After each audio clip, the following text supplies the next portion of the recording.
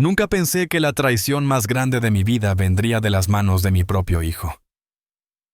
El día que descubrí que había vendido mi casa, la casa donde crié a mis hijos, donde mi esposa dio su último respiro por $180,000, sin siquiera preguntarme, sentí que el suelo se abría bajo mis pies. Pero lo que él no sabía era que yo ya había visto venir la tormenta. Y cuando finalmente se desató cuando pensó que había ganado, descubrió que el verdadero juego apenas comenzaba. Antes de continuar, suscríbete al canal y activa la campanita porque lo que vas a escuchar no lo vas a creer. Esta no es solo una historia de traición, es una historia de justicia, de dignidad y de cómo un hombre de 72 años le dio la lección más dura a quien más amaba en este mundo. Me llamo Roberto Méndez, y durante 50 años creí que lo había hecho todo bien. Trabajé desde los 14 años primero como ayudante en una ferretería cargando bolsas de cemento que pesaban más que yo. Luego como maestro de obras bajo el sol del verano porteño y el frío cortante del invierno, hasta que finalmente pude abrir mi propio taller de carpintería. Cada tabla que corté, cada mueble que construí, fue pensando en ellos, en María mi esposa, en Diego y en Sofía mis hijos, en el futuro que quería darles. Recuerdo el día que compramos la casa. Era 1983, un martes de abril. María estaba embarazada de 6 meses de Diego, y yo acababa de conseguir un préstamo del banco después de 3 rechazos. No era una mansión. Era una casa modesta en Villa Adelina con paredes que necesitaban pintura y pisos que crujían. Pero para nosotros, era un palacio. 3 habitaciones, un pequeño jardín, donde María plantó jazmines, y un patio trasero, donde instalé mi taller. Esa casa era más que ladrillos y cemento. Era el testimonio de todo lo que habíamos logrado juntos. Diego nació allí una madrugada de julio. Sofía también 3 años después. Vi a mis hijos dar sus primeros pasos en ese jardín. Escuché sus risas resonar en esas paredes. Vi a Diego trepar al árbol del fondo rompiéndose el brazo cuando tenía 8. Vi a Sofía hacer su primera torta en esa cocina. María y yo celebramos cada Navidad, cada cumpleaños en ese comedor que ella había decorado con tanto amor. Cuando Diego se graduó de arquitecto, fue el primero en nuestra familia en obtener un título universitario. Brindamos en esa casa y lloré de orgullo. Cuando Sofía se casó, su vestido de novia colgó en la puerta de su habitación la noche antes de la ceremonia. Pero la vida tiene una forma cruel de recordarte que nada dura para siempre. Hace 5 años María comenzó a sentirse cansada. Al principio pensamos que era la edad, que trabajaba demasiado en su negocio de repostería. Le decía que descansara, pero ella era terca. Decía que cocinar era lo que la mantenía viva. Los dolores no cesaban. Las noches donde la escuchaba quejarse bajito. Las mañanas donde la veía forzar una sonrisa a pesar del cansancio. Finalmente la convencí de ir al médico. Los estudios, las esperas eternas en hospitales, las caras de los doctores, que no necesitaban hablar para que entendieras. Cáncer de páncreas. Etapa avanzada. 6 meses de vida, dijeron. Pero María no era una estadística. Duró 8 meses peleando cada día. Peleó por ver una Navidad más. Por el cumpleaños de Sofía, por cada amanecer conmigo. Murió en nuestra habitación rodeada de sus hijos y de mí, sosteniéndole la mano como había hecho durante 47 años. Sus últimas palabras fueron para ellos: cuiden a su padre. Él lo dio todo por ustedes. No lo dejen solo. Yo le prometí que cuidaría lo que habíamos construido juntos, que mantendría viva nuestra casa. Los primeros meses fueron los más oscuros de mi vida. Me levantaba esperando verla en la cocina. Ponía 2 tazas por costumbre. Hablaba con ella en voz alta. La casa se sentía demasiado grande sin su risa, sin el olor de sus tortas, sin sus pasos. Diego y Sofía venían seguido. Al principio me ayudaban, se preocupaban. O eso creí yo. Diego había conocido a Vanessa 1 año antes de que María muriera. Una mujer ambiciosa, siempre hablando de inversiones, de oportunidades, de maximizar recursos. Al principio me cayó bien. Nunca imaginé que esa visión de negocios incluía quedarse con lo que no le pertenecía. Sofía vivía en Córdoba con su esposo Martín, un buen hombre trabajador que la amaba de verdad. Ella llamaba cada semana, me visitaba cuando podía. Pero la distancia es la distancia y Diego estaba cerca. Diego pasaba a verme 2 o 3 veces por semana, me llevaba al médico, hacía las compras. Yo confiaba en él ciegamente. Era mi hijo, mi primogénito. El niño al que le enseñé a usar el martillo. El adolescente al que pagué la universidad vendiendo muebles día y noche. ¿Cómo no iba a confiar en él? Pero estaba a punto de aprender la lección más amarga de mi vida. Me llamo Roberto Méndez. Tengo 72 años, y durante más de 50 años, creí que había construido una familia perfecta. Trabajé como carpintero toda mi vida, construyendo con mis propias manos no solo muebles, sino también un hogar, un futuro, una esperanza para los míos. Mi taller era mi templo, el olor a madera fresca, mi incienso. Y cada mueble que salía de allí llevaba un pedazo de mi alma. Fabricaba de todo. Mesas para comedores familiares, cunas para bebés que estaban por nacer, ataúdes para aquellos que partían. Cada pieza era única porque entendía que la madera tiene memoria, que cada veta cuenta una historia, que el respeto al material es el respeto al cliente. Esa filosofía me dio clientes fieles durante décadas. Gente que volvía generación tras generación, porque sabían que Roberto Méndez no estafaba, no apuraba el trabajo, no usaba madera de segunda. Cuando mi esposa María murió hace 5 años, el mundo perdió su color. Y no lo digo como una metáfora vacía de esas que se usan en las películas. Lo digo literalmente. Los colores se volvieron grises, la comida perdió su sabor, la música se convirtió en ruido. Ella era el sol que iluminaba esa casa, la risa que llenaba los silencios, la mano que sostenía la mía cuando el miedo a envejecer me visitaba en las noches. Me convertí en un hombre que caminaba entre sombras aferrándome a los recuerdos que cada rincón de la casa me regalaba. Veía su silla favorita junto a la ventana y casi podía verla sentada allí tejiendo las bufandas que regalaba a los vecinos cada invierno. Pasaba por la cocina y el fantasma de su presencia estaba allí cantando esas canciones viejas mientras amasaba pan. Me acostaba solo en esa cama matrimonial que de pronto parecía del tamaño de un océano y estiraba el brazo buscando su calor, encontrando solo sábanas frías. Pero yo no estaba solo. O eso me decían, o eso me repetían cada vez que venían. Diego, mi hijo mayor, arquitecto exitoso, dueño de su propio estudio, casado con Vanessa, venía a visitarme regularmente. Al principio era reconfortante ver a mi hijo preocuparse, traerme comida, revisar que la casa estuviera en orden. «Papá, no puedes quedarte solo en esta casa tan grande», me decía mientras miraba las habitaciones con ojos que yo no sabía descifrar entonces. «Es demasiado para ti. Tienes que pensar en algo más práctico. Una persona de tu edad necesita comodidad, seguridad». Al principio pensé que se preocupaba genuinamente por mí. Un padre quiere creer en sus hijos, ¿verdad? Quiere pensar que todo ese amor que les dio, todos esos sacrificios, todos esos fines de semana trabajando en lugar de descansar para pagarles una mejor educación, significaron algo. Quiere creer que la semilla del bien que plantó germinó y creció fuerte. La casa donde vivía no era lujosa, pero era mía. Completamente mía.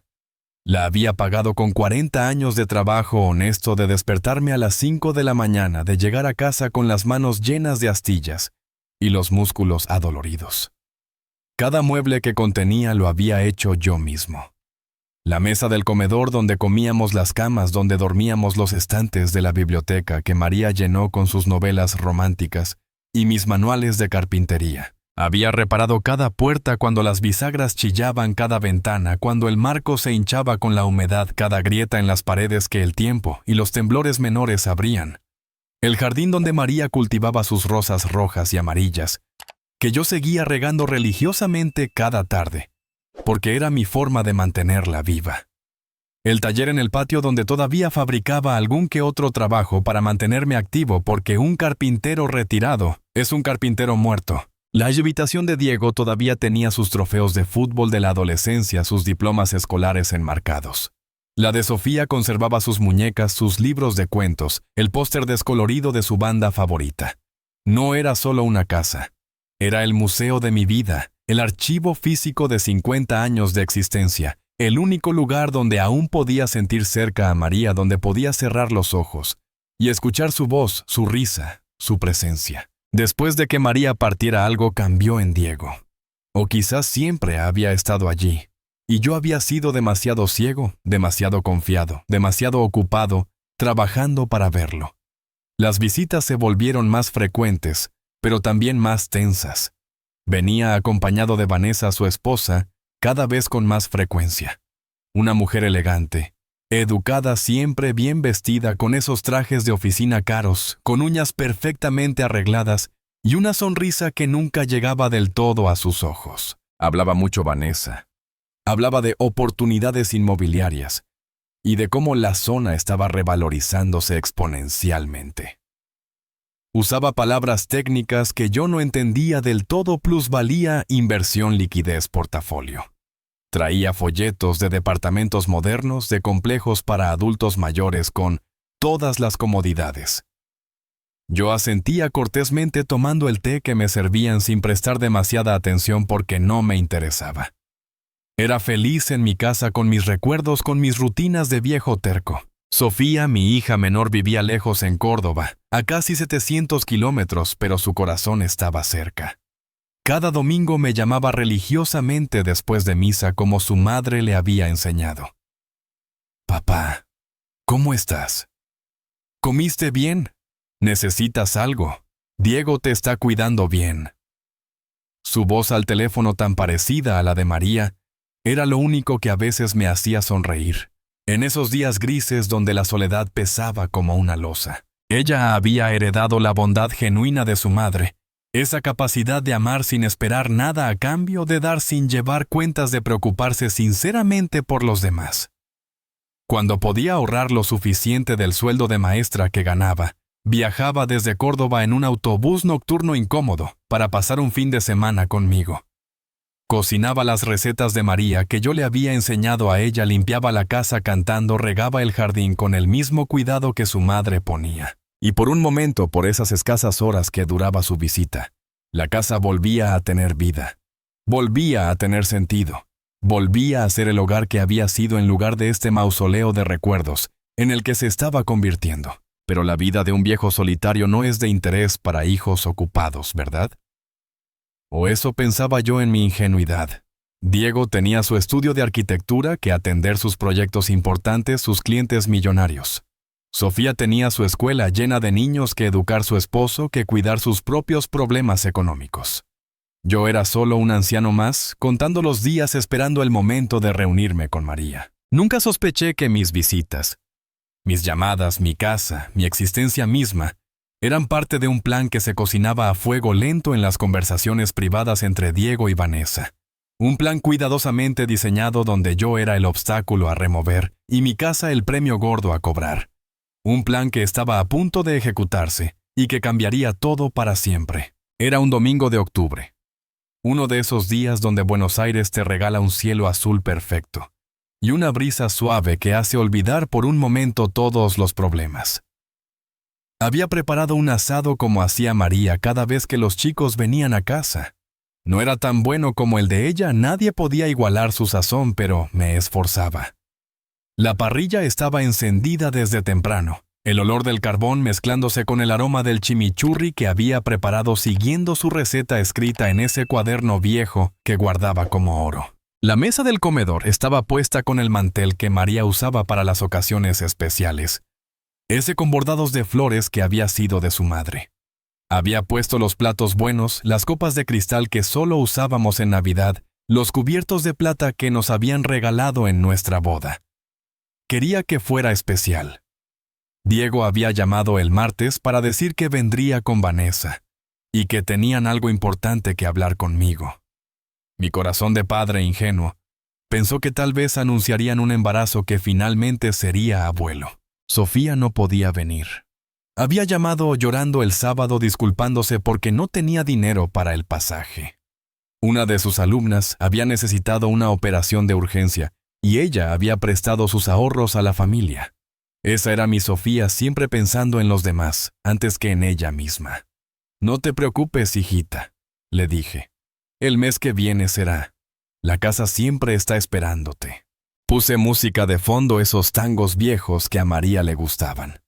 Gardel cantaba Volver, mientras yo terminaba de cortar los tomates para la ensalada. Me sorprendí tarareando algo que no hacía desde hacía meses. Por primera vez en mucho tiempo la casa no se sentía tan vacía. Iba a tener a mi hijo en la mesa, íbamos a compartir comida, a conversar, a ser familia otra vez.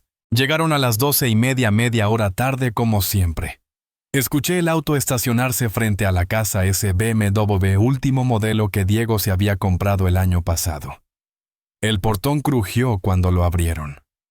Salí a recibirlos limpiándome las manos en el delantal, sonriendo como un tonto. Diego bajó del auto primero. Llevaba una camisa celeste cara, pantalones de vestir, zapatos italianos. Ya no se vestía como el chico simple que había sido.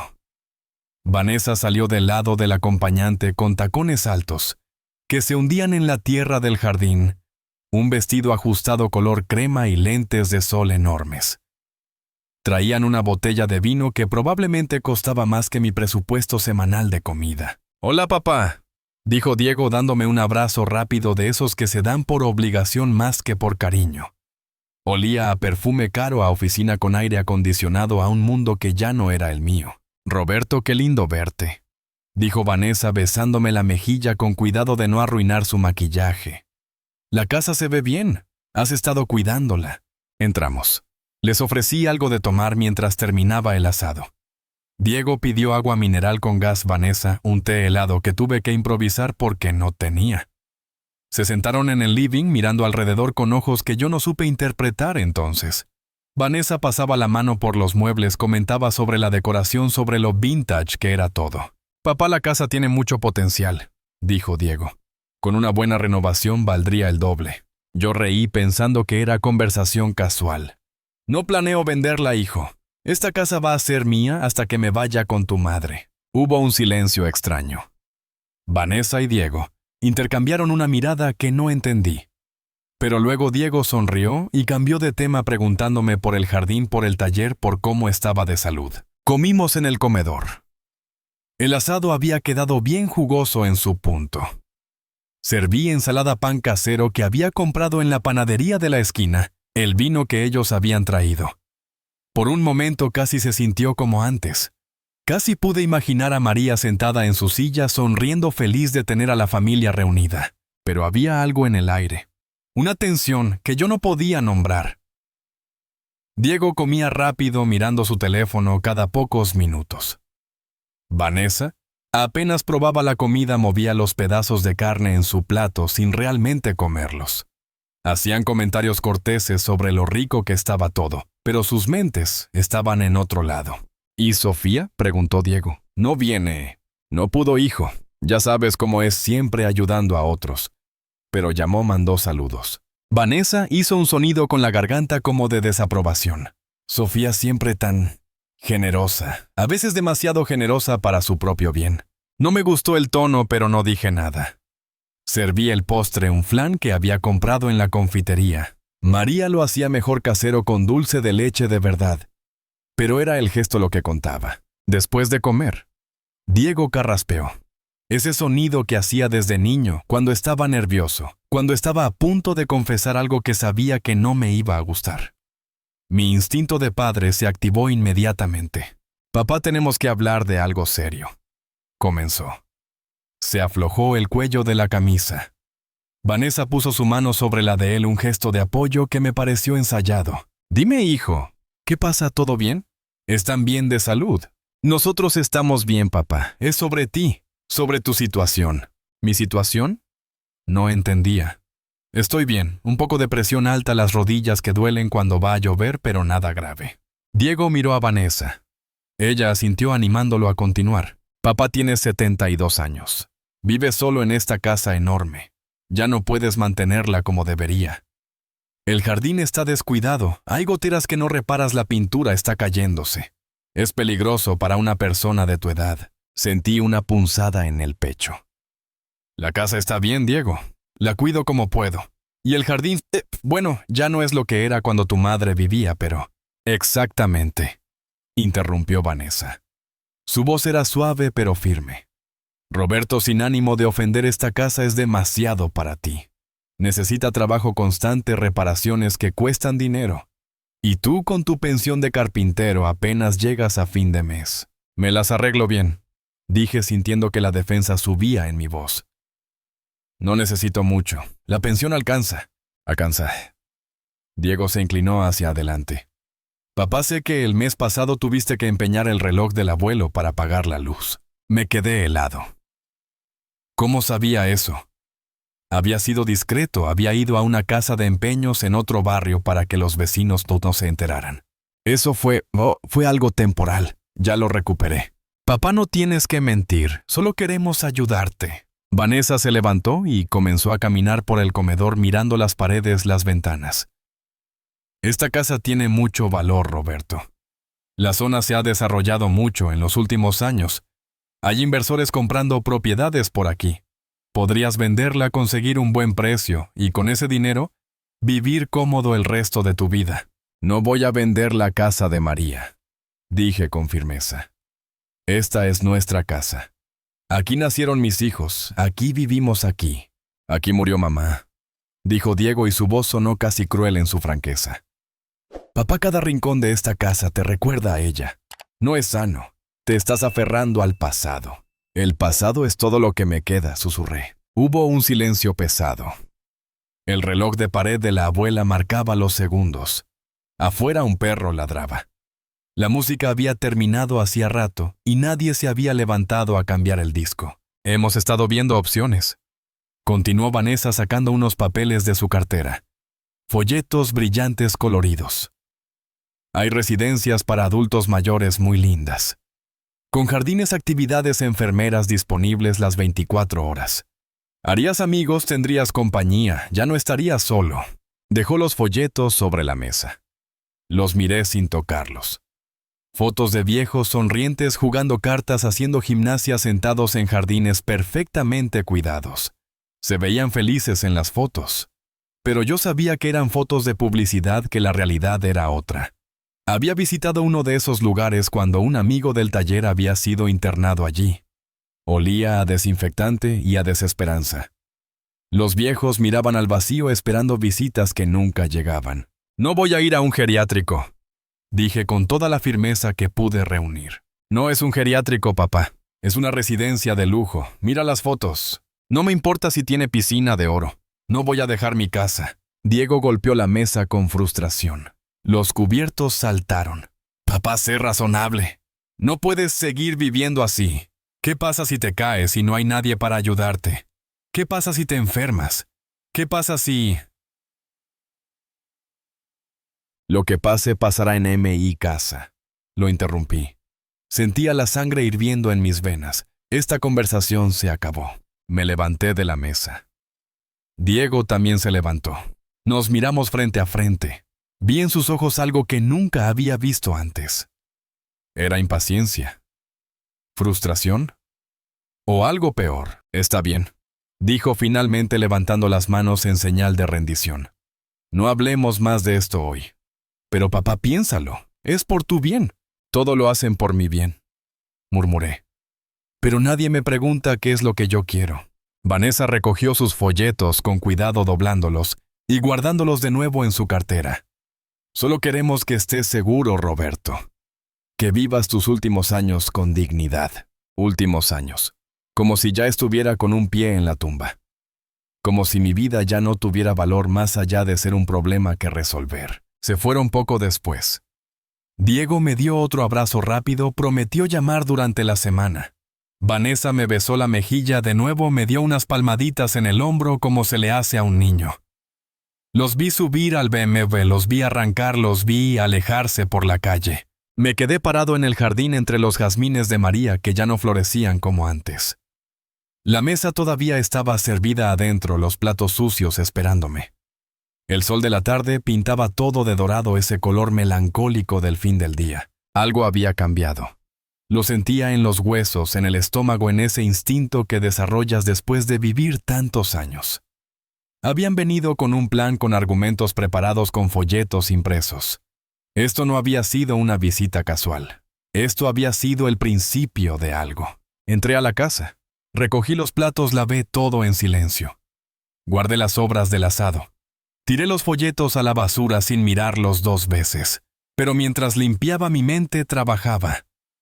Repasaba cada palabra, cada mirada, cada gesto. Diego mirando su teléfono constantemente durante la comida. Vanessa caminando por la casa como si la estuviera evaluando. Los comentarios sobre el valor de la propiedad sobre la zona, revalorizándose sobre inversores interesados. Las miradas cómplices entre ellos. El ensayo evidente de su discurso. Me serví un vaso de vino de ese que habían traído ellos. Me senté en la silla de María junto a la ventana.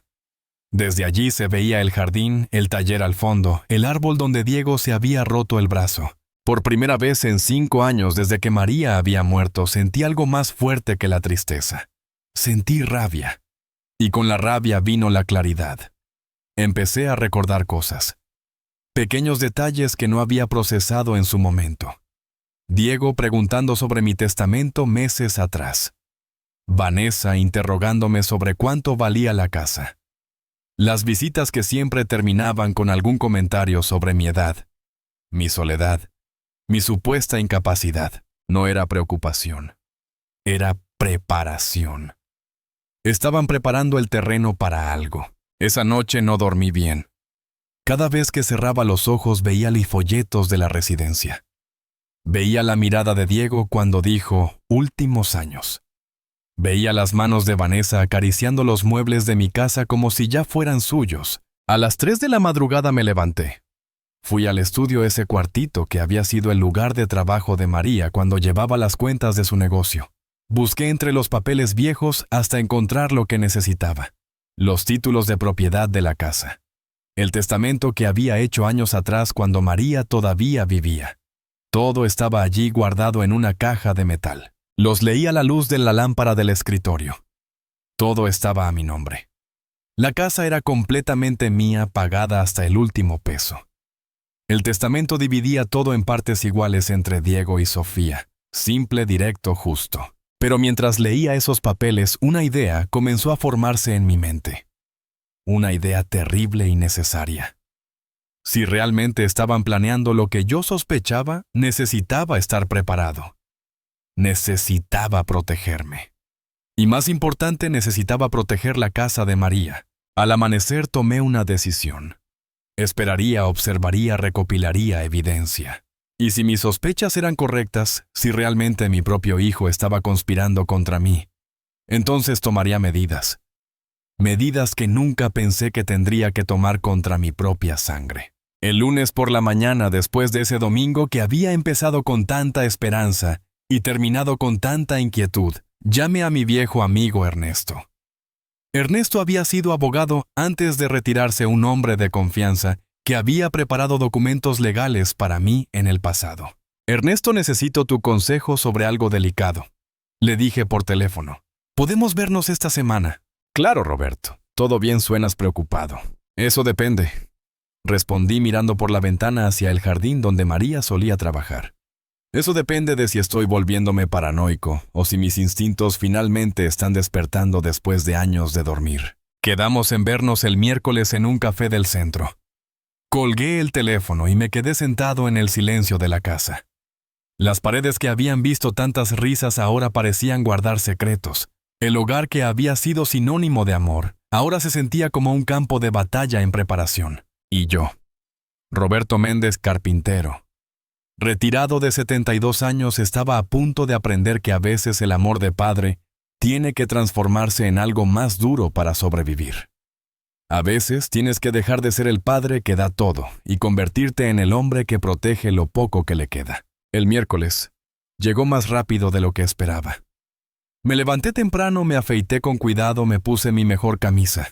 Ernesto había elegido un café tranquilo en Belgrano, lejos de Villa Adelina, donde nadie me conocía.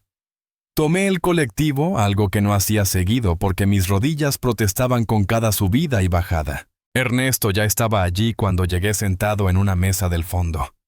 Había envejecido desde la última vez que lo vi. Más canas, más arrugas, pero los mismos ojos inteligentes que siempre habían sido su marca distintiva. Roberto. Me saludó con un abrazo fuerte. Café con leche y 3 medialunas como siempre. La memoria no te falla, viejo amigo, pedimos. Esperamos a que el mozo se alejara antes de hablar. Ernesto sacó una libreta pequeña y un bolígrafo. Cuéntame, ¿qué te tiene preocupado? Le conté todo. El domingo del asado, la conversación sobre vender la casa, los folletos de la residencia, las miradas entre Diego y Vanessa, mis sospechas crecientes. Ernesto escuchaba en silencio, tomando notas ocasionales, asintiendo con la cabeza. ¿Has notado algún otro comportamiento extraño?, preguntó cuando terminé. Ahora que lo pienso, sí. Hace 2 meses Diego me pidió que firmara unos papeles. Dijo que eran para actualizar mi seguro médico. Yo confié y firmé sin leer bien. Ernesto frunció el ceño. ¿Tienes copia de esos papeles? No. Él se los llevó. Dijo que me enviaría una copia por correo, pero nunca llegó. Roberto, esto suena serio. Necesito que hagas algo por mí. Mañana mismo ve al registro de la propiedad y pide un informe de dominio de tu casa. Quiero saber si hay alguna anotación nueva, algún gravamen, cualquier cosa fuera de lo normal. Sentí un escalofrío recorrer mi espalda. ¿Crees que...? No quiero pensar nada todavía, pero en casos como estos más vale prevenir que lamentar. También necesito que me traigas todos los papeles que tengas, escrituras, testamento, cualquier documento que hayas firmado en los últimos 6 meses. Asentí. El café me supo amargo de repente. Y Roberto, añadió Ernesto, su voz más baja, más seria. No le digas nada a nadie sobre esta conversación. Ni a Diego ni siquiera a Sofía por ahora. Si hay algo turbio, no queremos alertarlos. Volví a casa con un peso en el pecho. Esa noche revisé todos mis archivos, organicé todos los papeles que Ernesto me había pedido. Y esperé al día siguiente para ir al registro. El jueves por la mañana, tomé otro colectivo al centro. El registro de la propiedad era un edificio viejo con pasillos largos y oficinas atestadas de expedientes. Hice cola durante 2 horas. Cuando finalmente me atendieron, pedí el informe de dominio de mi propiedad. Vuelva en una semana, me dijo la empleada sin levantar la vista de su computadora. Es urgente, no hay manera de tenerlo antes. Suspiró fastidiada. Si paga el trámite urgente, lo tiene pasado mañana. Pagué el extra aunque el precio me dolió en el alma. Ese dinero era mi presupuesto de comida de 2 semanas. Pero necesitaba saber. Necesitaba confirmar que mi casa seguía siendo mía y solo mía. Los 2 días de espera fueron una tortura. Diego llamó el viernes por la noche. Hola, papá, ¿cómo estás? Bien, hijo, aquí en casa. Escucha, Vanessa y yo hemos estado pensando. Tal vez fui muy brusco el domingo. No quise presionarte. No te preocupes. Es que de verdad nos preocupas. Esta casa es muy grande para ti solo. Y hemos encontrado una residencia preciosa con jardines, actividades. Incluso tienen un taller de carpintería. Podrías seguir trabajando con madera. Cada palabra era una puñalada. Hablaba con esa voz suave, esa voz que usaba cuando era niño, y quería convencerme de algo. Pero ahora había algo calculador detrás. Diego, ya te dije, no me voy de mi casa. Silencio del otro lado. Luego un suspiro. Está bien, papá, como quieras. Pero al menos piénsalo. Sí, por mí. Por mamá.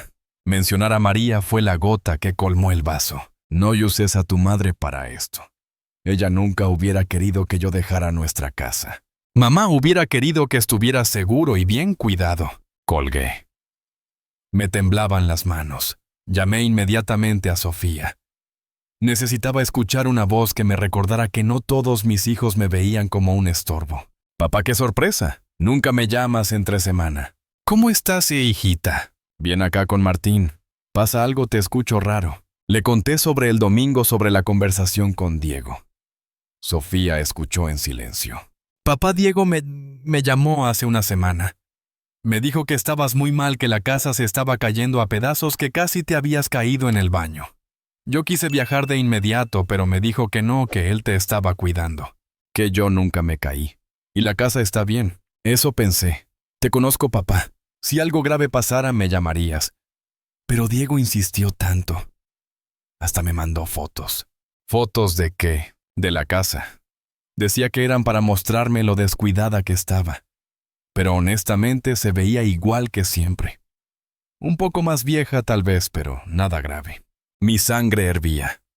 Diego estaba sembrando mentiras, preparando a Sofía, construyendo una narrativa donde yo era un viejo incapaz que necesitaba ser rescatado. Sofía, escúchame bien. Si Diego te dice algo sobre mí, sobre la casa, sobre cualquier decisión que supuestamente tomé, llámame primero. ¿Está claro? Me estás asustando, papá. Solo prométemelo. Te lo prometo, papá, ¿qué está pasando? No lo sé todavía. Pero cuando lo sepa, tú serás la primera en enterarte. El sábado volví al registro. Recogí el informe con manos temblorosas. Fui directamente a un banco del parque de enfrente y lo abrí. Al principio no entendía la jerga legal, pero había una línea que destacaba marcada en rojo por algún funcionario. Boleto de compraventa en trámite. Fecha 15 de octubre. 2 días después del asado del domingo. Se me nubló la vista. Leí y releí la línea. Boleto de compraventa. Mi casa. Mi casa estaba en proceso de venta. Seguí leyendo buscando más información. Había un nombre: Comprador Inversiones del Plata S.A., una empresa que no conocía. Y abajo en letra pequeña, precio acordado, $180,000 USD. $180,000. Estaban vendiendo mi casa por $180,000. Y yo no había firmado nada, o eso creía. Con manos temblorosas saqué mi teléfono y llamé a Ernesto. Ernesto, tienes que ver esto. Ya. Nos encontramos en su oficina 1 hora después. Ernesto revisó el informe, sus ojos moviéndose rápidamente por las líneas. Su expresión se volvía más seria con cada párrafo. Roberto, esto es fraude. Alguien falsificó tu firma o te engañó para que firmaras un boleto de compraventa. Esos papeles que firmé hace 2 meses, Diego dijo que eran del seguro médico. Apuesto mi título de abogado a que no eran del seguro. Necesito que pienses. ¿Cuántas hojas firmaste ese día? No sé, 5 o 6 tal vez. Él iba pasándome las hojas, yo firmaba donde me indicaba. Ernesto golpeó el escritorio con frustración. Clásico. Te hicieron firmar hojas en blanco o con texto tapado. Roberto, necesitamos actuar rápido. Esta venta todavía no está consumada, pero si llega a escriturarse ante escribano, va a ser mucho más difícil revertir. ¿Qué hago? Primero vas a hacer una denuncia policial por fraude. Segundo, voy a redactar un documento de revocación de cualquier firma que hayas puesto en documentos que no entendías. Tercero, y esto es lo más importante, vamos a citarlos. A tu hijo y a su esposa. Vamos a poner las cartas sobre la mesa. Pasé el fin de semana en un estado de shock. No comí, apenas dormí. El lunes fui a la comisaría y puse la denuncia. El oficial que me atendió me miró con lástima. Don, estos casos son complicados. ¿Está seguro de que quiere denunciar a su propio hijo? Usted no denunciaría a alguien que le roba su casa. Tomó la denuncia. Me dio un número de expediente. Me sentí sucio saliendo de allí, como si hubiera traicionado a mi familia. Pero ¿quién había traicionado a quién primero? El martes Ernesto llamó a Diego a su oficina. Le dijo que era para revisar unos papeles de la casa de tu padre, temas de herencias y testamento. Diego aceptó venir sin sospechar nada. Yo llegué temprano. Me senté en la oficina de Ernesto, escondido detrás del biombo que separaba la sala de espera del despacho privado. Ernesto había insistido en que tenía que estar presente, pero que era mejor que Diego no me viera de inmediato. Diego llegó puntual. Lo escuché saludar a la secretaria a sus pasos confiados en el pasillo. Entró a la oficina de Ernesto. Doctor Guzmán, buenos días. Usted dirá en qué puedo ayudar con lo de mi padre. Siéntate, Diego. Esto va a tomar un rato. Escuché el sonido de papeles siendo movidos. He estado revisando la situación legal de la propiedad de tu padre, comenzó Ernesto. Su voz era profesional, fría. Y me he encontrado con algunas irregularidades.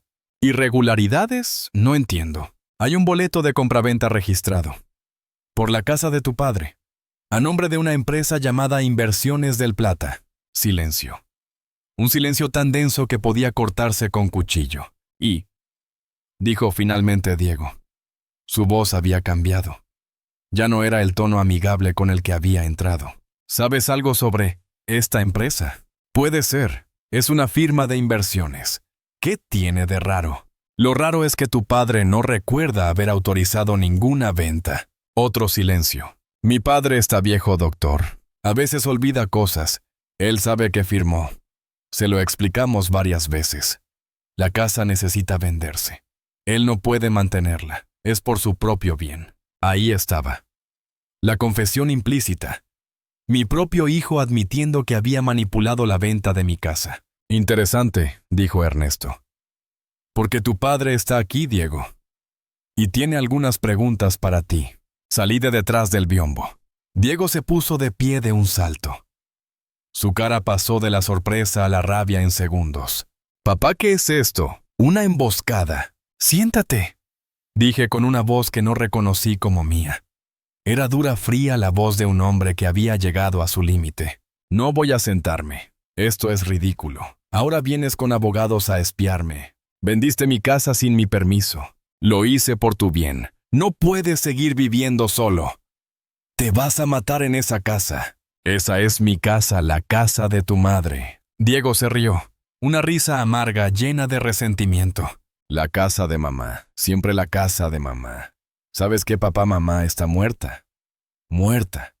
Y aferrarte a esa casa no la va a traer de vuelta. El golpe de sus palabras fue peor que cualquier puñetazo físico. ¿Cómo te atreves? ¿Cómo me atrevo? ¿Cómo te atreves tú, Vanessa? Y yo, te estamos ofreciendo una solución. Un lugar digno donde vivir tus últimos años. Y tú nos pagas con desconfianza, con abogados, con denuncias policiales. ¿Sabes de la denuncia? Claro que sé. Me llamaron del registro. Esto no se va a quedar así, papá. Si quieres pelea, vas a tener pelea. Dio media vuelta para irse. Pero antes de llegar a la puerta se detuvo. Una cosa más. ¿Sabes quién es el dueño de Inversiones del Plata? Yo. Es mi empresa. Compré tu casa con mi dinero. Y antes de que digas que es robo, déjame explicarte algo. Esa casa vale mucho más de lo que tú crees. Con lo que pagué podrías vivir en la mejor residencia del país durante 10 años. Pero como eres terco como una mula, rechazas la ayuda. No es ayuda, es robo disfrazado de preocupación. Llámalo como quieras. Los papeles están firmados. Mi abogado dice que la venta es legal. Tú firmaste, papá. Estabas consciente, no hay testigos de coerción.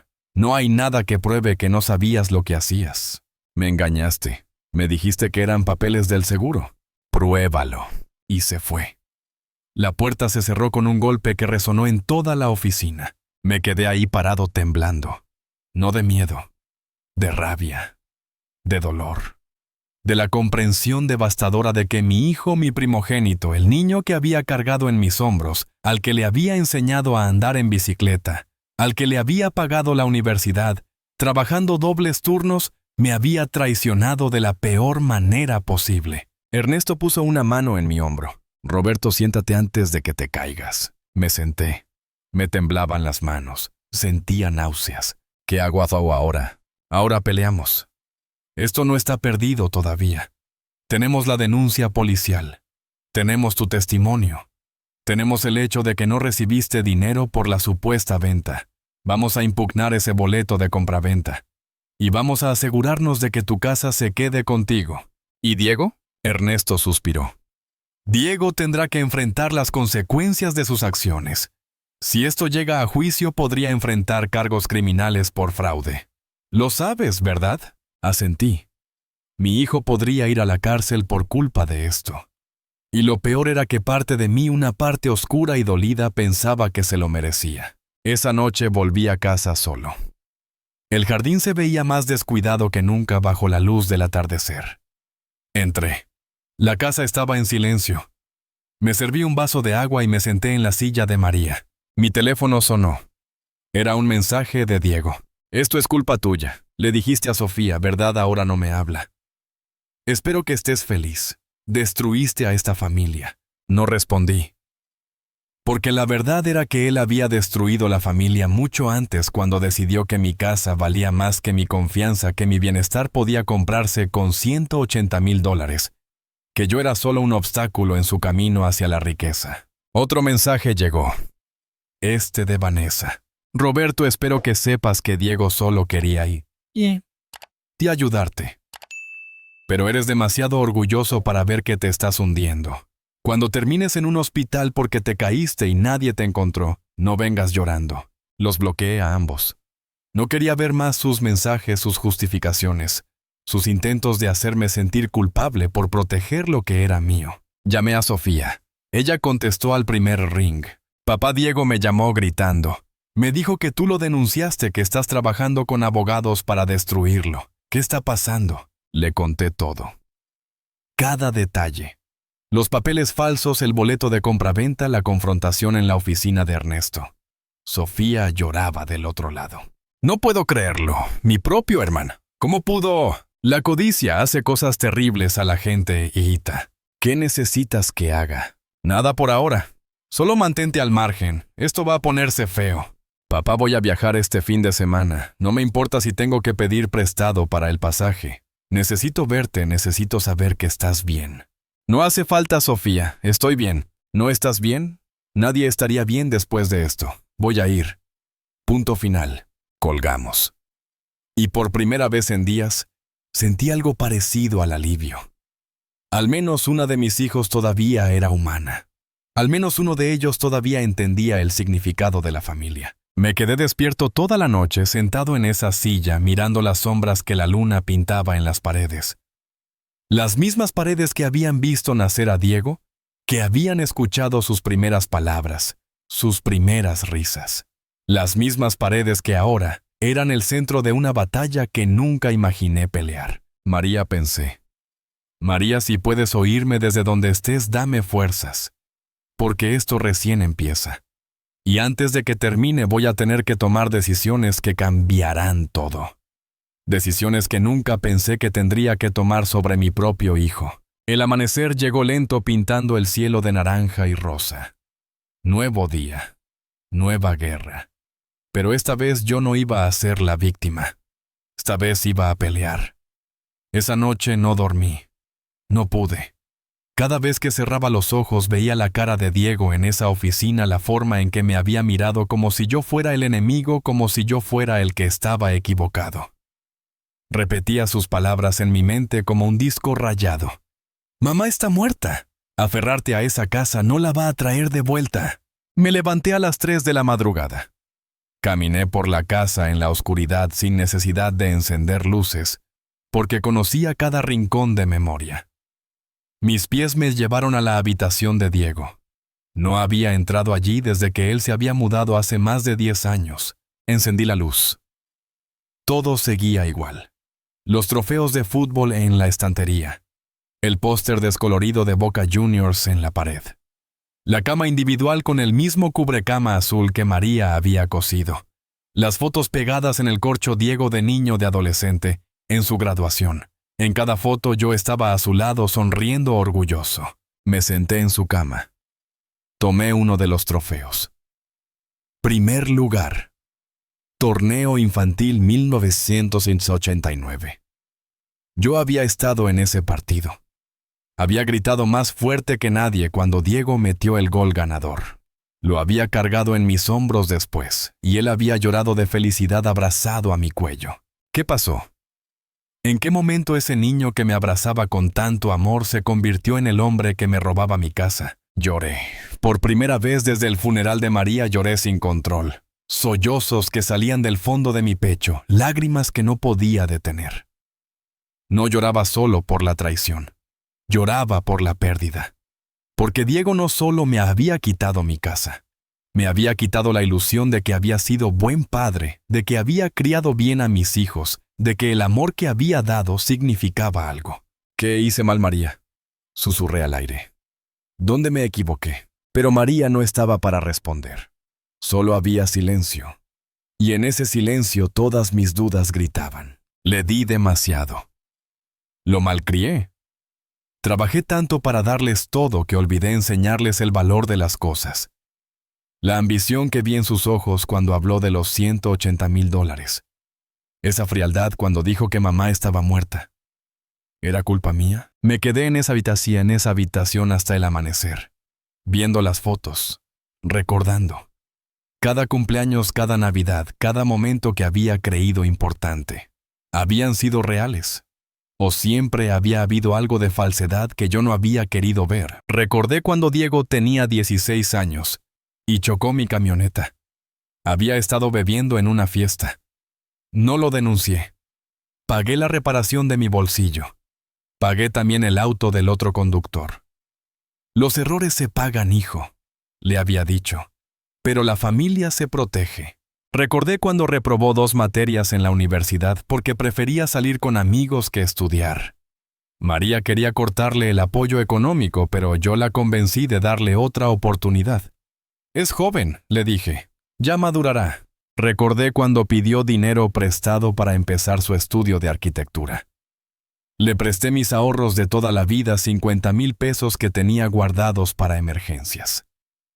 Te lo devuelvo en 6 meses, papá, había prometido. Han pasado 8 años. Nunca vi ese dinero de vuelta. Y nunca se lo reclamé porque la familia no cobra deudas entre sí. Ahora entendía.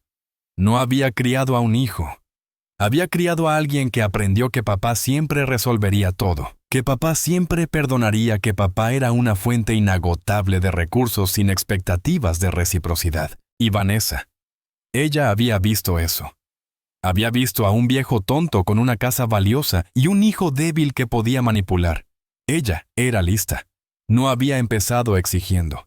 Había empezado con sugerencias suaves. Roberto, ¿has pensado en actualizar la casa? Esta zona está revalorizándose tanto. Con una buena inversión podrías duplicar el valor. Sembrando semillas. El sol entró por la ventana de la habitación de Diego. Luz dorada cayendo sobre los trofeos. Pensé en guardarlo todo, en convertir esa habitación en otra cosa.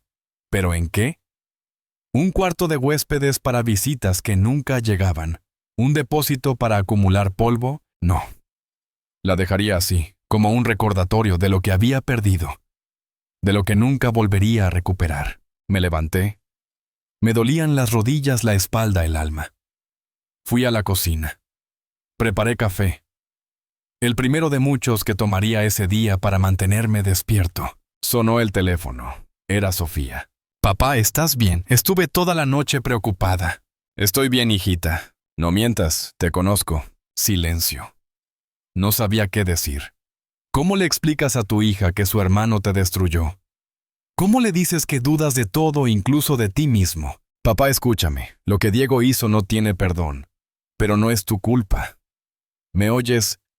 No eres tú el que falló. Él eligió este camino. Le di todo, Sofía. Todo lo que tenía. Lo sé. Y por eso es peor lo que hizo. Pero papá, no puedes quedarte en el dolor. Tienes que pelear. Por mamá. Por ti. Por la casa que construyeron juntos. Tenía razón. Pero pelear requería energía que no estaba seguro de tener. Llegó el viernes por la noche. Dijo. Ya compré el pasaje. Martín viene conmigo. No vas a estar solo en esto. Cuando colgó sentí algo parecido a la gratitud. Al menos Sofía estaba.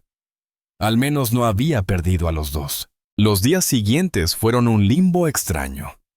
Ernesto llamaba con actualizaciones legales. Habíamos presentado un recurso de nulidad del boleto de compraventa, pero el proceso era lento, burocrático. Mientras tanto, la casa técnicamente seguía en proceso de venta. No salí de la casa. No quería ver a los vecinos, no quería sus preguntas, su lástima. Don Héctor de al lado tocó el timbre 2 veces. No abrí. La verdulera llamó porque no había ido a comprar en días. Le dije que estaba con gripe. Comía poco. Dormía menos. Pasaba las horas sentado en la silla de María o caminando sin rumbo por los cuartos, o sentado en el taller mirando mis herramientas sin tocarlas. Una noche, abrí el cajón donde guardaba las cartas que María me había escrito a lo largo de los años. Cartas de cuando éramos novios y yo trabajaba en otra ciudad. Cartas que me dejaba en el taller cuando estaba enojada pero no quería discutir. Cartas de cumpleaños, de aniversarios, notitas de amor en servilletas. Leí una que ella había escrito el día que nació Diego. Su letra temblorosa, pero feliz. Roberto, mi amor. Hoy nos convertimos en 3. Este bebé es el resultado de nuestro amor, de nuestros sueños, de todo lo que hemos construido. Prométeme que siempre lo cuidaremos, que le enseñaremos a ser bueno, a ser honesto, a valorar lo que tiene. Prométeme que criaremos a un hombre del que podamos estar orgullosos. Rompí la carta. La hice pedazos. Luego me arrepentí inmediatamente y traté de juntar los pedazos llorando sobre los fragmentos de papel como un loco. No habíamos cumplido la promesa. Habíamos criado a alguien que no era bueno, que no era honesto, que no valoraba nada excepto el dinero. O tal vez él había elegido ese camino a pesar de nosotros. Tal vez no era culpa nuestra. Pero esa posibilidad dolía aún más, porque significaba que todo el amor, todo el esfuerzo, toda la dedicación, no habían sido suficientes para moldear su carácter. El jueves por la noche sonó el timbre. Eran las 10 de la noche. Miré por la ventana. Era Diego. Estaba solo. Su auto estacionado en la calle. No quería abrirle, pero algo me hizo caminar hacia la puerta. Lo abrí sin decir nada. Nos miramos a través de la reja. Él se veía cansado. Ojos rojos. Sin afeitar. Tan diferente del hombre seguro que había visto en la oficina de Ernesto. Papá, tenemos que hablar. No tenemos nada que hablar. Por favor, 5 minutos. Abrí la reja. Lo dejé pasar. Fuimos a la cocina. No le ofrecí café ni nada. Nos quedamos parados uno frente al otro. Papá, esto se salió de control. Se salió de control. ¿Así llamas a robarme mi casa? No te la robé. Te iba a dar el dinero. Íbamos a usarlo para pagarte la residencia más cara, la mejor. Todavía podemos hacerlo. No quiero tu dinero. Quiero que me devuelvas mi casa. No puedo. Ya invertí ese dinero. Tengo socios. Hay contratos. Entonces véndela. Deshazte de tus socios. Encuentra la manera. Se pasó las manos por la cara. No es tan simple. Para mí es muy simple. Es mi casa. La quiero de vuelta. Papá, entiende. Esta casa vale mucho más de lo que pagué. Podría venderla por el triple. Es una inversión. Y ahí estaba. La verdad desnuda. No se trataba de mi bienestar. Se trataba de dinero. De inversión. De ganancia. Vete, dije con voz baja. Papá, vete de mi casa. Ahora. Se sobresaltó. Nunca le había gritado así. Nunca había usado ese tono con él. Está bien, dijo retrocediendo. Pero papá, esto no va a terminar bien. Mi abogado dice que tenemos un caso sólido. Los papeles que firmaste son legales. No hay marcha atrás. Ya veremos. Se fue.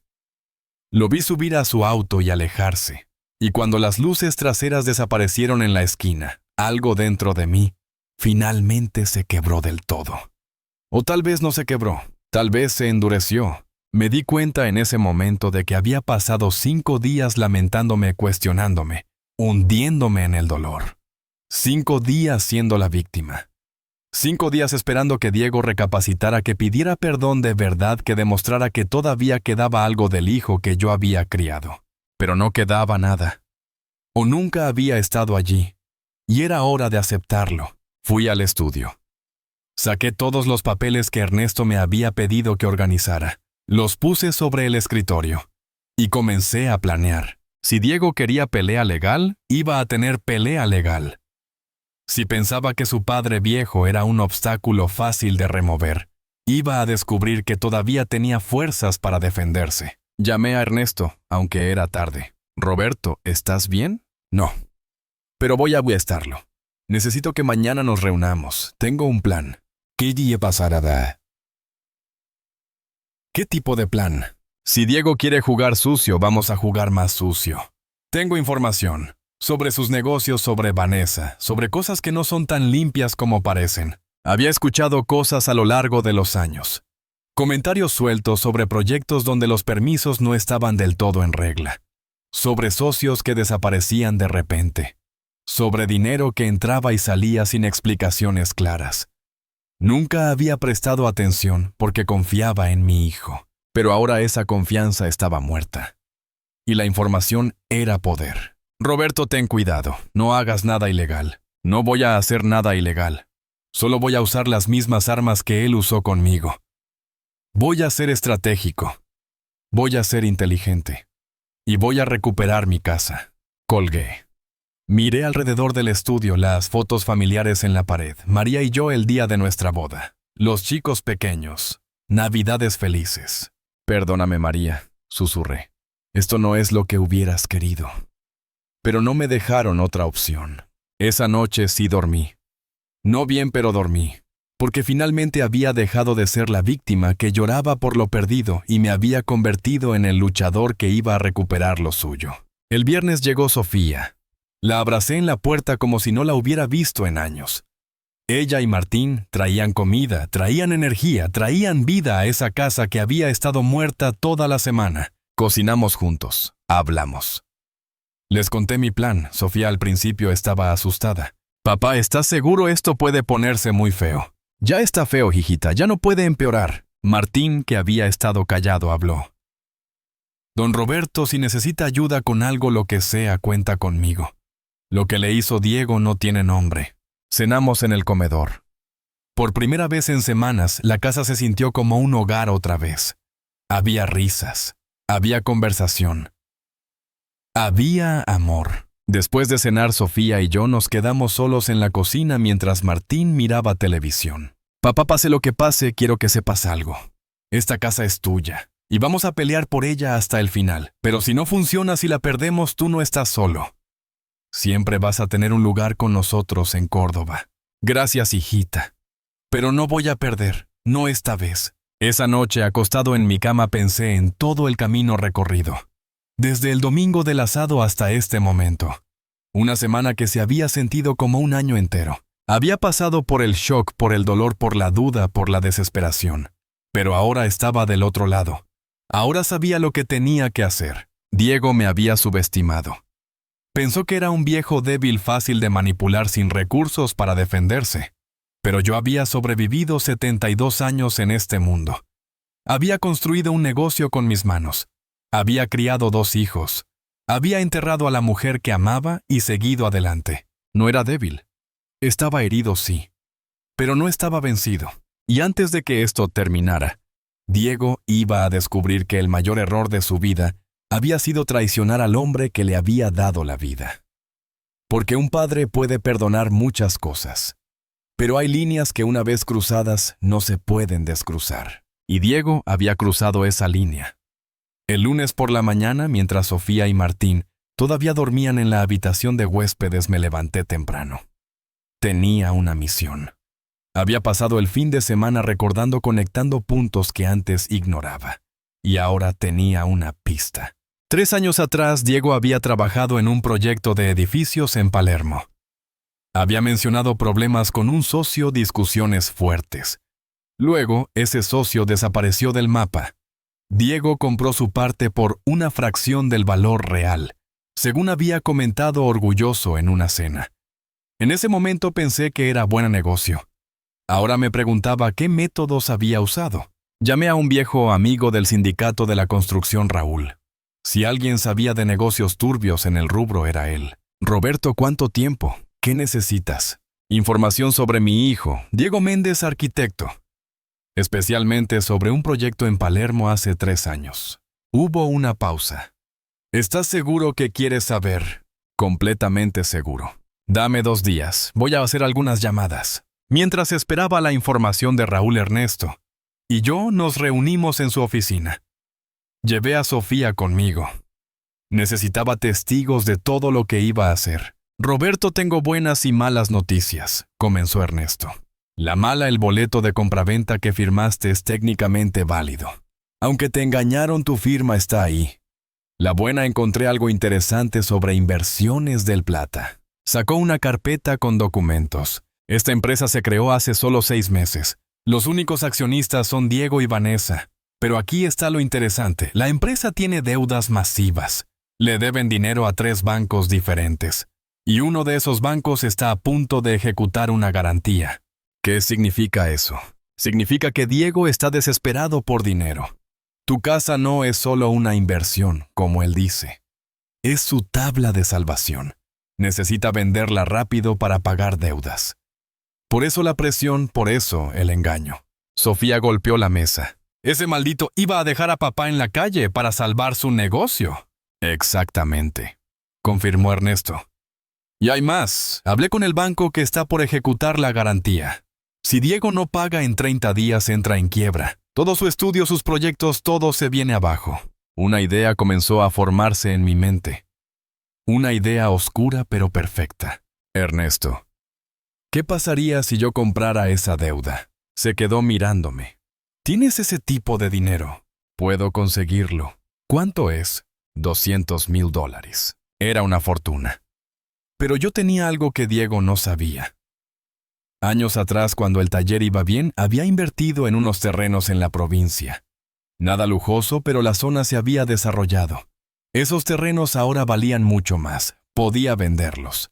Puedo conseguir ese dinero en 2 semanas. Roberto, piénsalo bien. Estarías gastando tus ahorros para hundir a tu hijo. No para hundirlo, para salvarlo. Para enseñarle una lección que debí enseñarle hace años. Sofía me miró con lágrimas en los ojos. Papá, ¿estás seguro? Nunca he estado más seguro de nada. El miércoles, Raúl me llamó. Nos encontramos en un bar discreto cerca del puerto. Roberto, lo que voy a contarte no es bonito. Cuéntame igual. Me pasó un sobre con documentos, fotos, testimonios escritos. Tu hijo y su socio en ese proyecto de Palermo, un tal Martínez, tuvieron una pelea fuerte. Martínez acusó a Diego de falsificar facturas, de usar materiales baratos y cobrar como si fueran premium. Amenazó con denunciarlo. Martínez tuvo un accidente. Cayó de un andamio. Sobrevivió, pero quedó en silla de ruedas. Nunca pudo probar nada, pero dejó el negocio. Diego le compró su parte por nada. El seguro pagó el accidente como negligencia del propio Martínez. Sentí náuseas. ¿Estás diciendo que Diego...? No tengo pruebas de que lo planeara. Pero hay testigos que vieron a Diego y a Martínez discutiendo en ese andamio minutos antes de la caída. La investigación se cerró rápido. Demasiado rápido. Guardé los documentos. Mi hijo no solo era un ladrón, potencialmente era algo peor. Hay más, continuó Raúl. Vanessa tiene antecedentes. Antes de conocer a Diego, estuvo involucrada en un esquema de estafa inmobiliaria. Convenció a varios ancianos de vender sus propiedades a precio bajo, prometiéndoles residencias de lujo. Las residencias nunca existieron. Los viejos terminaron en asilos del Estado.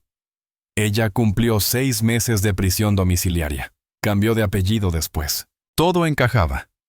Vanessa había visto en mí su próxima víctima, y Diego, desesperado por dinero, había sido el instrumento perfecto. Raúl, puedo usar esta información. Es tuya, pero ten cuidado. Esta gente juega sucio. Volví a casa con el sobre. Sofía y Martín estaban en la cocina preparando el almuerzo. Les mostré todo. Dios mío, susurró Sofía. Mi hermano es un monstruo. Tu hermano es un hombre desesperado que tomó malas decisiones, corregí. Pero todavía es mi hijo. Y voy a salvarlo de sí mismo.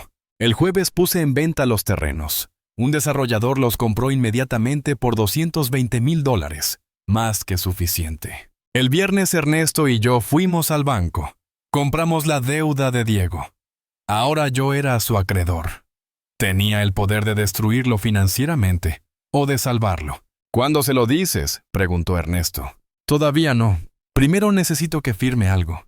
Pasé el fin de semana con Ernesto redactando documentos. Un acuerdo donde Diego devolvería la casa a cambio de que yo condonara su deuda. Simple, limpio. Justo. El lunes llamé a Diego. Su voz sonó sorprendida. Papá, necesito que vengas a casa. Mañana a las 3. Trae a tu abogado si quieres. ¿Para qué?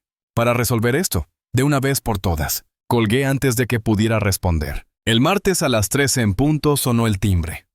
Diego llegó con Vanessa y un abogado que no conocía.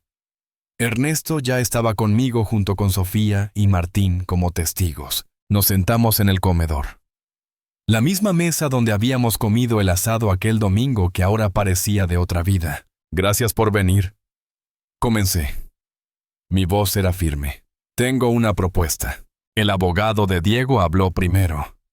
Señor Méndez, antes de cualquier propuesta debo informarle que la venta de esta propiedad es legal y vinculante. Cualquier intento de Silencio, lo interrumpí. Saqué una carpeta. La puse sobre la mesa. Antes de que sigas hablando de legalidades, tal vez quieras ver esto.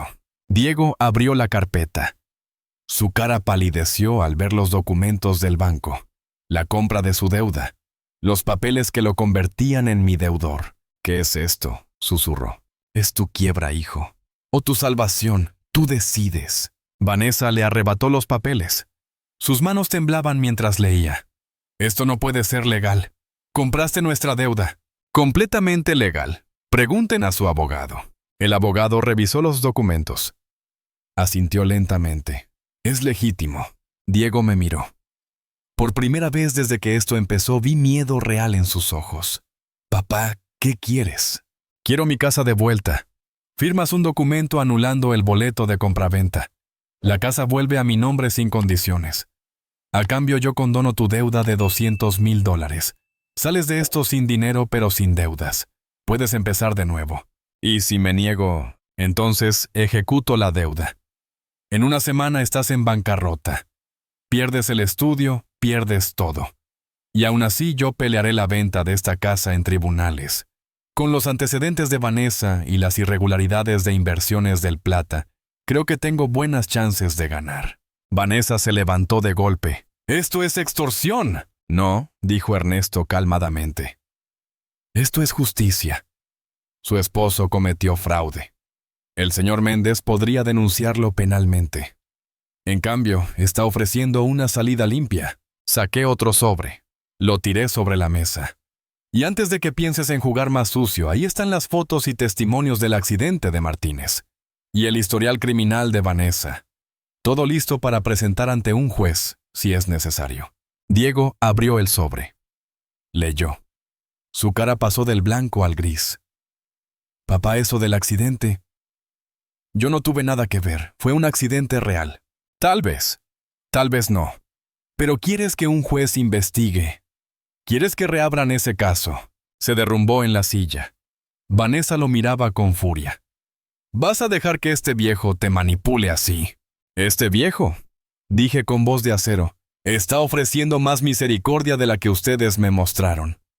Tienen dos opciones: firman y siguen con sus vidas o no firman y lo pierden todo. Ustedes deciden. El abogado le susurró algo a Diego al oído. Diego negó con la cabeza, pero el abogado insistió. Finalmente Diego habló. ¿Realmente vas a condonar $200,000? Es mi palabra. Y a diferencia de ti, yo cumplo mis promesas. La herida fue intencional.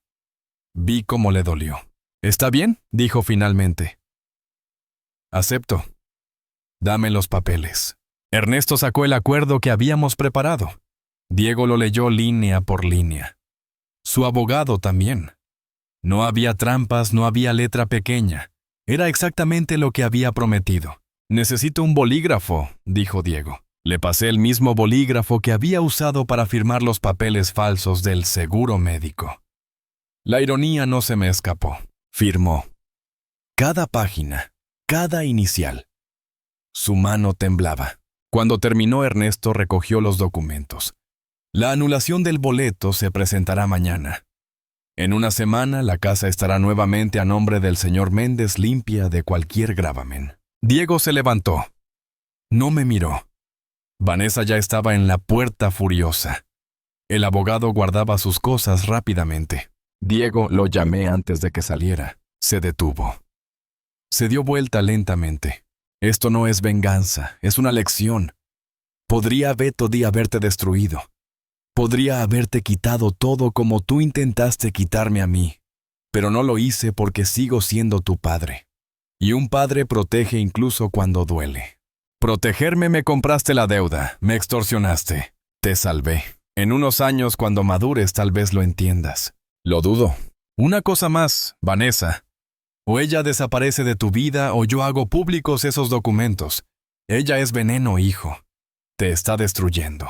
Vanessa gritó desde la puerta. ¡Vámonos! ¡No tenemos que escuchar esto! Diego me miró una última vez. Había tanto en esa mirada. Rabia, vergüenza, resentimiento. Pero también escondido muy profundo algo que parecía comprensión. Adiós, papá. Adiós, hijo. Se fueron. El ruido del motor de su auto se alejó por la calle. Cuando el silencio volvió, me dejé caer en la silla. Sofía me abrazó. Lo lograste, papá. Recuperaste la casa. Sí, pero perdí a mi hijo. Él te perdió a ti primero. Esto no es tu culpa. Tal vez tenía razón, tal vez no. Pero en ese momento no importaba. Ernesto guardaba los documentos firmados en su maletín. Roberto, hiciste lo correcto. Fuiste más justo de lo que ellos merecían. No lo hice por justicia, lo hice porque es mi hijo y a pesar de todo todavía lo amo. Esa noche, cuando todos se fueron, me quedé solo en la casa. Mi casa. Oficialmente todavía no, pero pronto lo sería de nuevo. Caminé por cada habitación. Todo seguía igual físicamente, pero todo se sentía diferente. Fui al jardín. Las estrellas brillaban sobre los jazmines de María. Lo hice amor. Susurré al viento. Protegí nuestra casa, pero el precio fue alto. No hubo respuesta. Solo el viento nocturno, el canto de los grillos, el ladrido lejano de un perro. Volví adentro. Me serví un vaso de vino. Me senté en la silla de María. Y por primera vez, desde que todo esto comenzó, sentí algo parecido a la paz. No era felicidad. No era victoria. Era simplemente la paz de saber que había peleado y había ganado. Que no me había dejado pisotear. Que había honrado la memoria de María defendiendo lo que habíamos construido juntos. El teléfono vibró. Un mensaje de Sofía. Te amo, papá. Mamá estaría orgullosa. Sonreí. Tal vez sí. Tal vez María estaría orgullosa de que no me rendí, de que usé mi cabeza, en lugar de solo mi corazón, de que fui estratégico y fuerte. O tal vez estaría triste de que la familia se rompió de esta manera. Nunca lo sabría. Pero había hecho lo único que podía hacer: sobrevivir, resistir y proteger lo que era mío. Y eso tendría que ser suficiente. Pasaron 6 meses desde aquel martes en que Diego firmó los papeles. 6 meses en los que mi vida cambió de formas que nunca imaginé. La casa volvió oficialmente a mi nombre 3 semanas después de la firma. Ernesto se encargó de todos los trámites legales. Cada papel, cada sello, cada firma que convertía nuevamente esta propiedad en mía y solo mía. El día que recibí la escritura actualizada, me senté en el jardín y lloré. No de tristeza, de alivio, de gratitud, de victoria agridulce. Lo primero que hice fue reparar el jardín.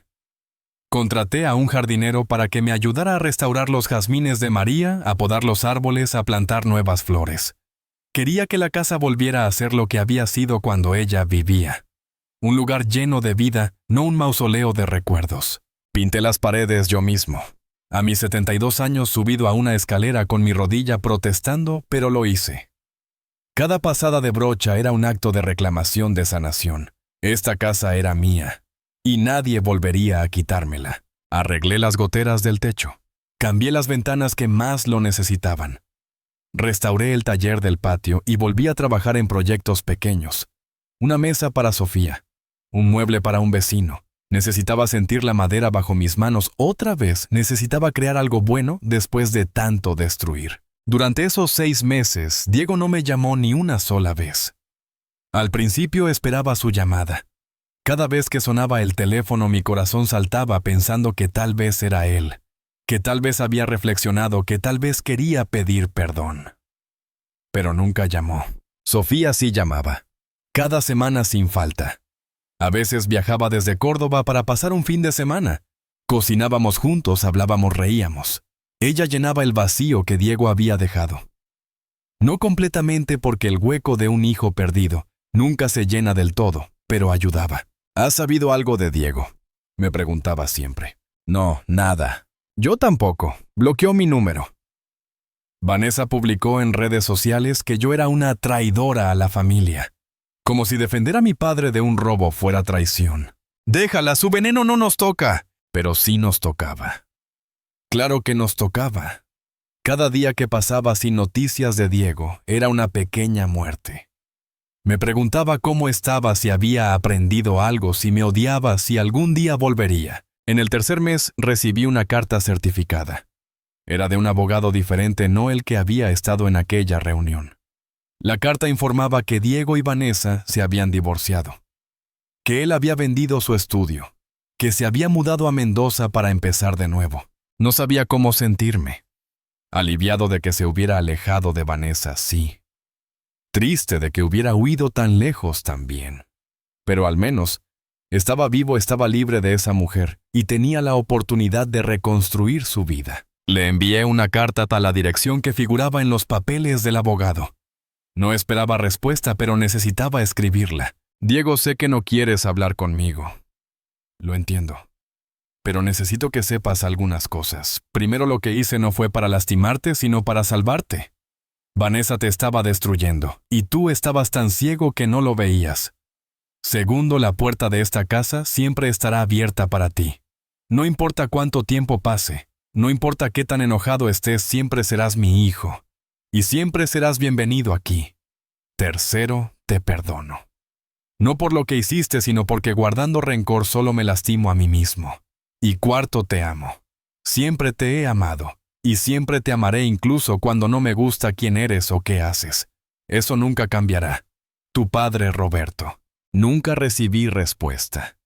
Pero 3 semanas después encontré sobre mi mesa del taller un paquete pequeño. Dentro había una foto vieja de cuando Diego tenía 10 años. Estábamos en el taller, él sosteniendo un martillo, yo con mi mano en su hombro, ambos sonriendo a la cámara. Atrás de la foto, con su letra, lo siento. 2 palabras. Solo 2 palabras. Pero eran suficientes para saber que no todo estaba perdido. Que en algún lugar bajo todo el resentimiento y la vergüenza todavía, quedaba algo del hijo que había criado. Guardé la foto en mi billetera, la llevo conmigo todos los días. En el 4º mes, don Héctor del lado me visitó. Traía mate y facturas. Roberto, quiero pedirte disculpas. ¿Disculpas de qué, Héctor? Todos en el barrio sabíamos que algo raro pasaba. Veíamos a Diego venir seguido, lo veíamos midiendo la casa, trayendo gente extraña que miraba el terreno, pero nadie te dijo nada. Pensamos que eran cosas tuyas que tal vez estabas vendiendo por voluntad propia. No es tu culpa. Sí lo es, somos vecinos hace 40 años. Debí preguntarte, debí cuidarte. Lo abracé. Está todo bien, viejo. Ya pasó. Pero su disculpa me hizo pensar. ¿Cuántas señales había ignorado yo también? ¿Cuántas veces Diego dio indicios de lo que era capaz y yo no quise ver? Empecé a ir a terapia. Una psicóloga recomendada por Ernesto. Al principio me resistí. Los hombres de mi generación no van a terapia, le dije. Pero Sofía insistió. Papá, tienes que procesar todo esto. No es sano guardártelo. Tenía razón. En esas sesiones semanales lloré más de lo que había llorado en toda mi vida. Hablé de María, de Diego, de mis fracasos como padre, de mi dolor, de mi rabia. Y lentamente, muy lentamente, empecé a sanar. La psicóloga me enseñó algo importante. Roberto, no puedes controlar las decisiones de otras personas. Diego eligió su camino. Tú hiciste lo que pudiste con las herramientas que tenías. No eres responsable de sus errores. Esas palabras me liberaron de una culpa que había estado cargando como una piedra en el pecho. En el 5º mes, decidí hacer algo que había estado posponiendo. Llamé a un notario y actualicé mi testamento. Esta vez fui más cuidadoso, más específico. La casa quedaría para Sofía con una cláusula que le prohibía venderla durante 10 años. Quería que se preservara como hogar familiar, no como inversión. Establecí un pequeño fondo fiduciario para Diego, administrado por un tercero que le daría una suma mensual durante 20 años. No era mucho, pero era algo. No podía desheredarlo completamente. Seguía siendo mi hijo. También creé una fundación pequeña con parte del dinero que me quedaba de la venta de los terrenos. La llamé Fundación María Méndez, en honor a mi esposa. Su propósito: ayudar a adultos mayores en situaciones de abuso familiar o fraude. Quería que mi experiencia sirviera para proteger a otros, que mi dolor tuviera propósito. Sofía lloró cuando se lo conté. Mamá estaría tan orgullosa, papá. En el 6º mes, algo inesperado sucedió. Recibí una llamada de Martínez, el hombre que había sufrido el accidente en el proyecto de Diego. Había sabido por círculos de la construcción sobre mi caso, sobre cómo había recuperado mi casa. Don Roberto solo quería decirle que hizo bien. Diego tiene que aprender que las acciones tienen consecuencias. ¿Usted cree que él tuvo algo que ver con su accidente? Hubo un largo silencio. No lo sé. Probablemente nunca lo sabré. Pero la persona que era capaz de hacer lo que le hizo a usted su propio padre es capaz de muchas cosas. Esas palabras me persiguieron durante días. Mi hijo. ¿Realmente era capaz de lastimar a alguien físicamente? No quería creerlo. Pero la verdad era que ya no conocía realmente a la persona en la que se había convertido. Ahora, 6 meses después, miro mi vida y veo una mezcla extraña de pérdida y ganancia. Perdí a mi hijo, al menos temporalmente. Perdí la ilusión de que había sido padre perfecto. Perdí la ingenuidad que me hacía confiar ciegamente en la familia. Pero gané algo también. Gané mi casa de vuelta. Gané respeto propio. Gané la comprensión de que el amor a veces significa poner límites, no dar todo incondicionalmente. Gané una relación más profunda con Sofía. Gané paz interior, esa que viene de saber que hiciste lo correcto, aunque doliera. Aprendí que la vejez no significa debilidad, que a los 72 años todavía puedes pelear, todavía puedes ganar, todavía puedes enseñar lecciones importantes. Aprendí que la dignidad no tiene edad y que nunca es tarde para defenderse. Aprendí que la familia no es solo sangre, es respeto, es lealtad. Es estar presente en los momentos duros. Sofía es más familia que Diego, aunque comparta menos de mi ADN con ella solo porque ella eligió serlo. Y aprendí algo sobre el perdón. Perdoné a Diego no porque lo que hizo estuviera bien, sino porque cargar odio me hacía más daño a mí que a él. Pero perdonar no significa olvidar. No significa volver a confiar ciegamente. Significa soltar la rabia para poder seguir viviendo. Cada noche antes de dormir, miro la foto que Diego me devolvió. Ese niño de 10 años con el martillo sonriendo junto a su padre. Ese niño todavía existe en algún lugar enterrado bajo años de malas decisiones y peor influencia. Y mientras yo viva, mantendré la esperanza de que algún día ese niño vuelva a emerger. Pero si no lo hace, yo estaré bien. Porque aprendí que mi valor no depende de mis hijos. Mi felicidad no está condicionada a su aprobación, y mi vida tiene sentido incluso si ellos no forman parte de ella. Esta casa, estas paredes que María y yo construimos con amor y sacrificio seguirán en pie. Y mientras yo esté aquí, nadie volverá a arrebatármela. No con mentiras, no con manipulación, no con nada. Porque algunas batallas tienes que pelearlas no por venganza, sino por dignidad. Y la dignidad, aprendí, no tiene precio. Si estás escuchando mi historia y te sientes identificado, si tienes un hijo o un familiar que te está manipulando, que te está presionando para tomar decisiones sobre tu patrimonio. Mi consejo es este: protégete. Busca ayuda legal. No firmes nada que no entiendas completamente. No tengas miedo de decir no, incluso a tu propia familia. El amor verdadero no exige, no manipula, no roba. Y si ya pasaste por algo similar, si ya perdiste algo o a alguien por defender lo tuyo, quiero que sepas que hiciste bien, que tu valor no disminuye porque otros no te valoraron, que la paz interior vale más que cualquier relación tóxica, incluso si es con tu propia sangre. La vida me enseñó que a veces perder a alguien no es perder sino liberarse, y que el mayor acto de amor propio es negarte a ser víctima. Han pasado 6 meses. La casa está restaurada. El jardín florece. Yo sigo aquí más fuerte de lo que pensé posible. Y cada mañana me despierto en mi casa, en mi cama, rodeado de mis recuerdos. Y sé que tomé las decisiones correctas. No fue fácil. Pero las cosas correctas rara vez lo son. Si mi historia te tocó el corazón, si reconociste en ella algo de tu propia vida, déjame un corazón azul en los comentarios. Me gustaría saber desde qué ciudad me estás escuchando. Me gustaría saber que no estoy solo en esto, que hay otros que también pelearon sus batallas y sobrevivieron. ¿Has vivido algo similar? Un familiar que te presionó, que te manipuló. Cuéntamelo en los comentarios. No estás solo. Somos muchos los que tuvimos que aprender estas lecciones a la fuerza. Y si conoces a alguien mayor que pueda estar pasando por algo así, comparte esta historia. Tal vez le dé el coraje que necesita para defenderse. Tal vez le muestre que es posible ganar, que la edad no es debilidad, que nunca es tarde para reclamar lo que es tuyo. Porque al final del día la mayor riqueza no es la casa, no es el dinero, no es el patrimonio. Es la dignidad con la que vives tus últimos años. Es el respeto que te tienes a ti mismo. Es la paz de saber que no dejaste que te pisotearan. Yo soy Roberto Méndez. Tengo 72 años. Soy carpintero retirado de Villa Adelina, Buenos Aires. Y esta es mi historia de cómo casi perdí todo, pero recuperé lo más importante, mi dignidad. Gracias por escucharme hasta el final. Que Dios te bendiga donde quiera que estés. Y recuerda, nunca es tarde para defender lo que es tuyo. Nunca eres demasiado viejo para pelear.